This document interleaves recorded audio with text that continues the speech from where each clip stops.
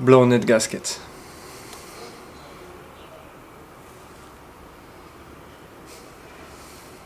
Let's go. So this is my first gen Honda CRV from 98 with the B20B engine. The symptoms are loss of coolant, bubbles in the coolant reservoir, and also the exhaust is smelling burnt coolant. So to be really sure, I try to confirm it. I use this block tester, so it detects exhaust gases in the coolant system. The test was positive. The product, the liquid, went from blue to yellow, so that means I have exhaust gases in my cooling system. And also I use this boroscope connecting to my phone. So I removed the spark plugs and I went inside the cylinders with the camera, and I could see those two cylinders have coolant in them. So I think it's the wall in between them where the head gasket failed.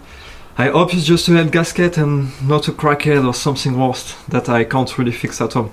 First step, I'm going to put some penetrating oil on the exhaust manifold bolts because I think they are going to be hard to remove. They are quite rusty.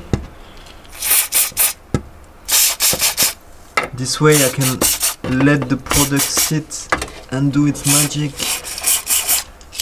This one too. Okay. Second step, remove the air box. So just have two 10mm bolts to remove. Then you unplug this pipe, this connector, this one also, and then you have the collar with behind. It's just a screw there. You just unscrew the collar, then you can just wiggle the thing off. Okay, this way, and the same for the air box. Then you can remove it. This way we have way more space around the engine. We are going to drain the coolant. Just remove your radiator cap and unscrew the drain at the bottom of the radiator.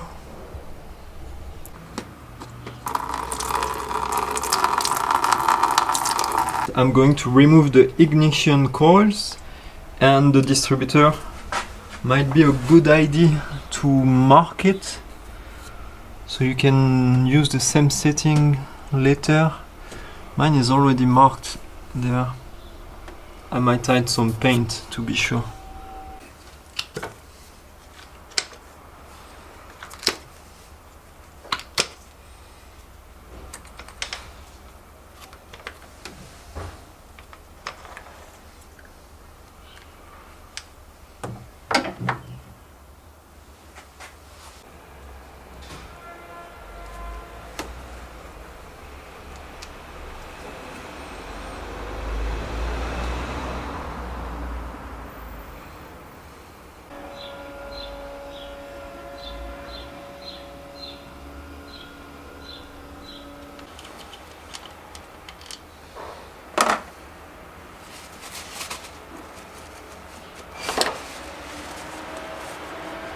So I'm going to remove the exhaust manifold cover. One bolt, 2, 3 and 4 I think that's all.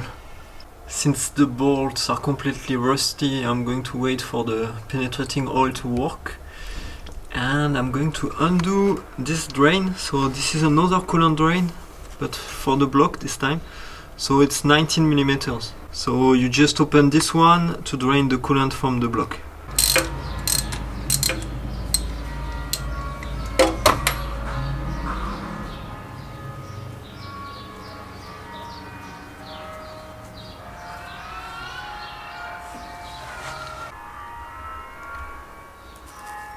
That's not good to have that in the coolant system. It's like rough rocks, what the fuck?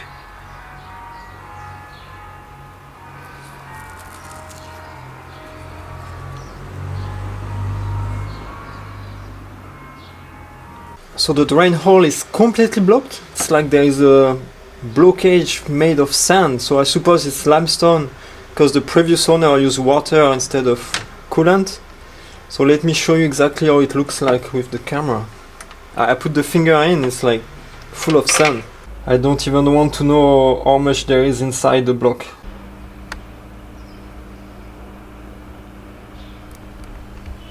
So I removed 4 coolant pipes. So this one from the radiator, this one going to the heater, the one under, and this one doing the bypass. And then those 2 connectors. I think now I'm going to try to remove this rusty shit.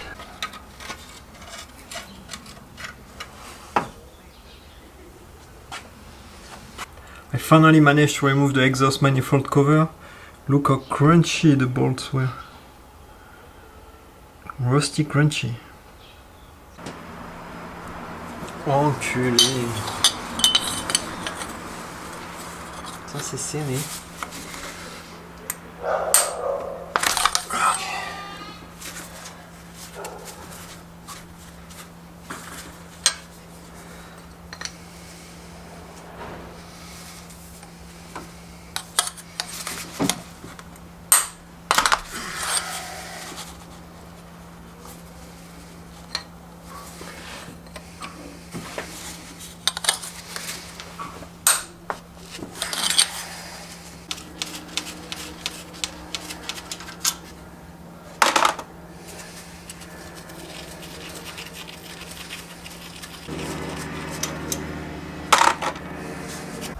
So I removed the wheel, I put it under the car. I don't know if it will save me or not, but in my mind it's better here. Jack stand, and also I let the jack in case. So now we have way more space. Also I can access the timing belt here, so that's good, and I have more space under to try to remove the exhaust manifold.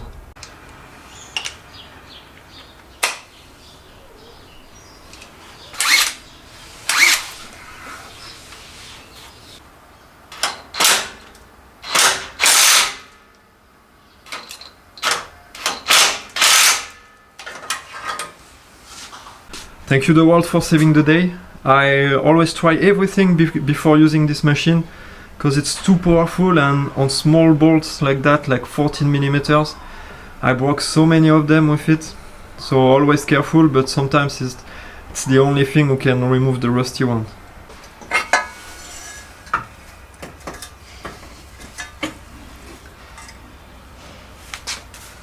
Whew, finally! So now let's remove the valve cover. So I think you have 7 10 millimeters, 1, 2, 3, 4, 5, 6, 7. You have to really unplug that and unplug this one. I already removed this one and this one yesterday. So let's go.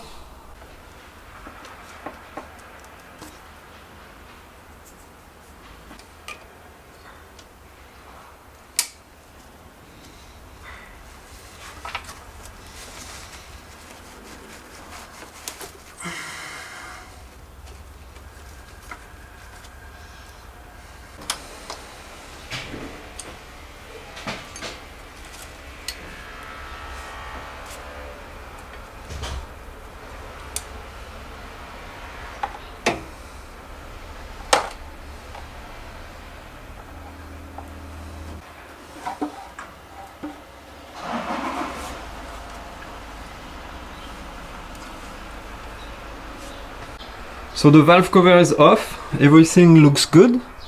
I'm happy, I'm really happy about the timing belt. I did the job last year with my dad and it was my first time doing a big job like a timing belt, so everything looks good, I'm happy. Next I think I have to give some slack to the belt and remove it. So I'm going to try to put all the setting, all the marks perfectly, and then just like maybe move it there, just remove the top and manage to fix it there. And then I need to look a bit more into the documentation. I don't know exactly what to do. Okay, so I'm going to put the number 1 piston at top dead center. So you have to rotate the crankshaft counterclockwise. And you know it's top dead center when the up marks are up and everything is aligned. So to access the crankshaft, you can go through the cover. There is a hole made for it. Or I prefer to just remove those two clips, put down the cover, and there you have directly access. It's 19 millimeters. And again, you turn counterclockwise.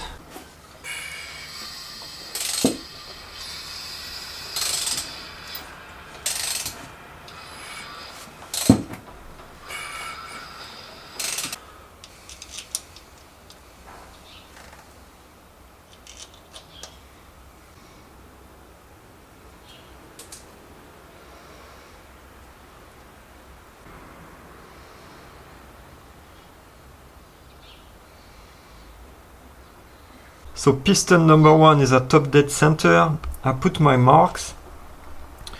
So, because I'm not changing the timing belt. So I like to do one tooth going up and one tooth going down. This way I'm sure it's not moving.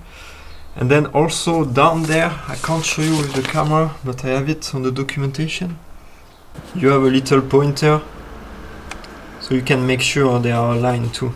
To remove this front cover and then loosen just a bit the adjusting bolt so I can have some slack and try to remove the belt. To remember the bolts, I do like this, and also I'm filming everything, so it's easier if I forget something. I just have to go through the videos. Also I have to remove 2 bolts from the back cover because they are attached to the head. Just for myself to remember the tension of the timing belt. It was like this. So the adjusting bolt is down there. It's quite annoying to remove. It's 14 millimeters and there is a rubber cap on top of it. Now I'm going to slide off the timing belt.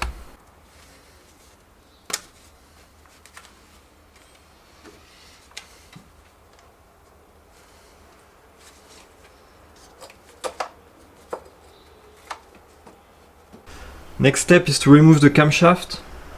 So I will put on the screen the exact order you need to remove the camshaft holders. One thing for sure is that there is number on them: E1, E2, E3 for exhaust 1, exhaust 2, exhaust 3, I1, I2, I3, intake 1, intake 2, intake 3. So you can't mix them up and you can't mess up everything when you're going to put them back. That's really good. So this is the order to tighten the camshaft holders. So I'm going to do the opposite. I'm going to start 14, 13, 12, 11, 10, etc.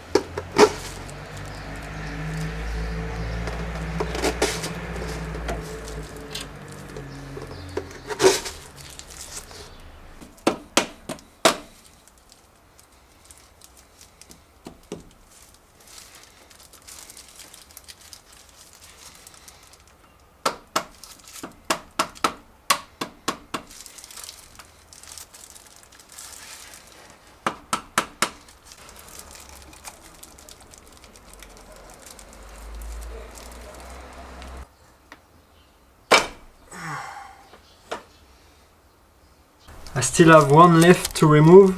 It was so annoying, way harder than I thought, and it took so much time. Once I finish that, I will remove the rockers. And I need to remove the spark plugs. I forgot to remove them.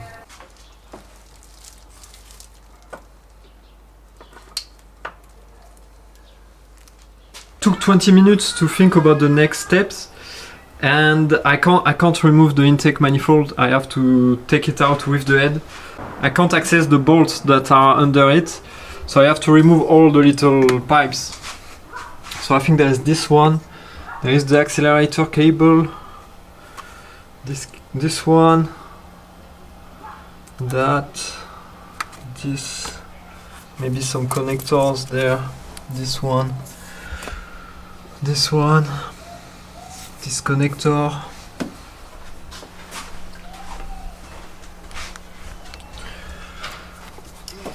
this one, and that's it.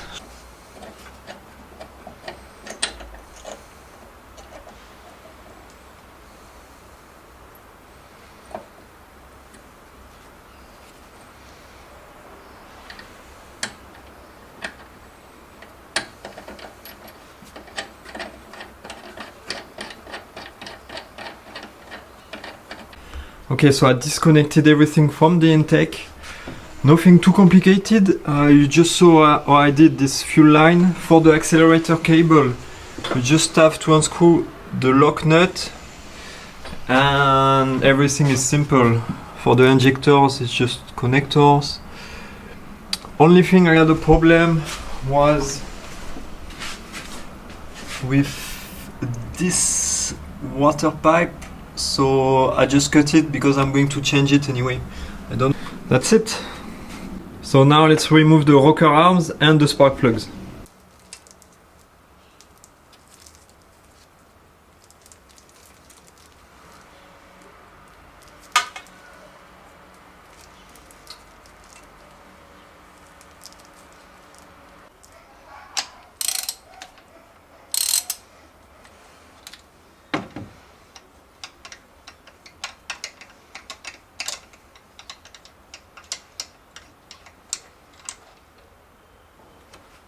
Okay, let's remove the head bolts, finally. So, the loosening sequence: 1, 2, 3, 4, 5, 6, 7, 8, 9, 10. And you unscrew the bolts in sequence, a third of a turn. So you do 1, a third of a turn, 2, a third of a turn, etc. And then you come back to 1, a third again, etc. until they are all loose. I think I'm going to take an extra step. I'm just going to unlock and I will turn after.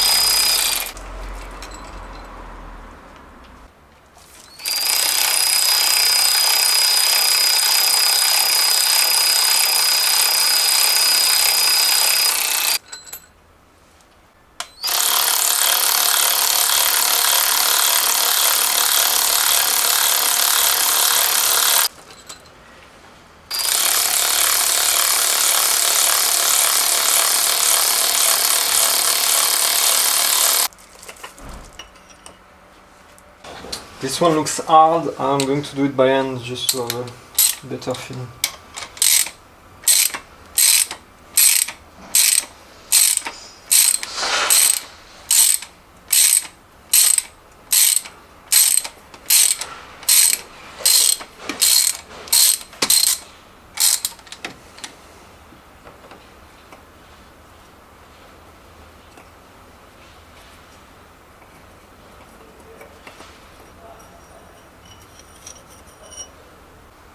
This one doesn't look good at all.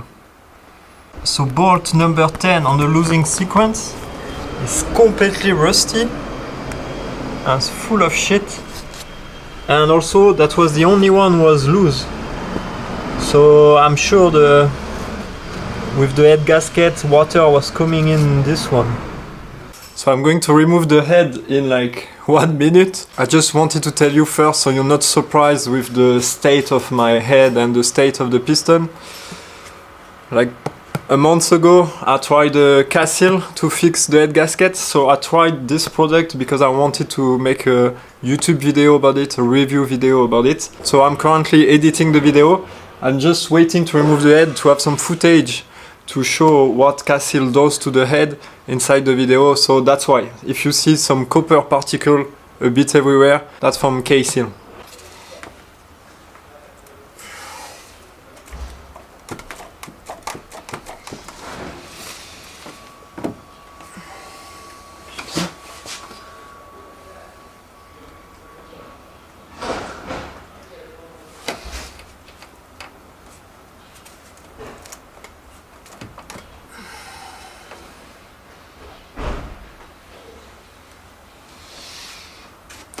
I think I forgot something.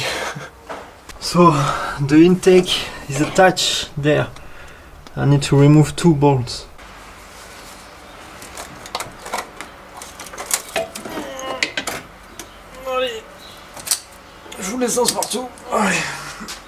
So this is my first time doing a head gasket job, so I really don't know what to look for. I mean, I don't know what to look for to know where it was leaking or not. The only thing for sure where there is a problem is the rocks in there. So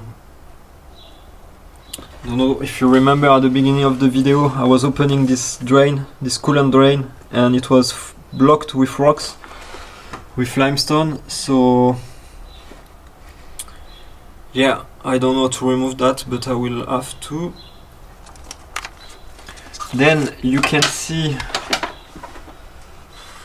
those 2 cylinders where I knew water was coming inside, because with the camera I checked and it was leaking in between them. You can see they are like steam washed. Also don't lose those 2 little pins, they will help you guide the head gasket so it doesn't move when you put back the head. And that's it. Everything looks okay, so I'm just going to clean everything. I'm going to change this pipe because it's impossible to change it with the head on, so it's perfect. I can do it now. And on the head gasket also I don't know what to look for. I have no idea how to tell you. Oh, it was leaking right there. I don't know. If you see something clear, tell me in the comments. The head was on top of it, and the other side.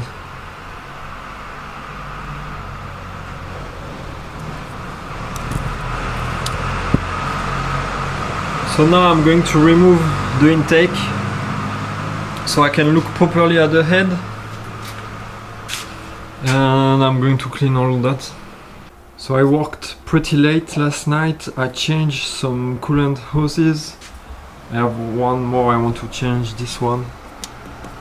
And then I try to remove all the sand there is in the cooling system. So I pushed everything with a blade and I push it out through the drain. So everything fell on the floor. And look at that shit. So before I was thinking it was limestone, but maybe the first part was. But now I'm thinking it's just some K-seal shit in there. So yeah, don't use K-seal. I can't see any K-seal on the head gasket or on the head or on the block. So everything just accumulates in there. And I hope it didn't accumulate in my radiator too much. That's it for this first episode. The second episode of my head gasket project will be out in a few days, so I put the links in the description. Ciao guys.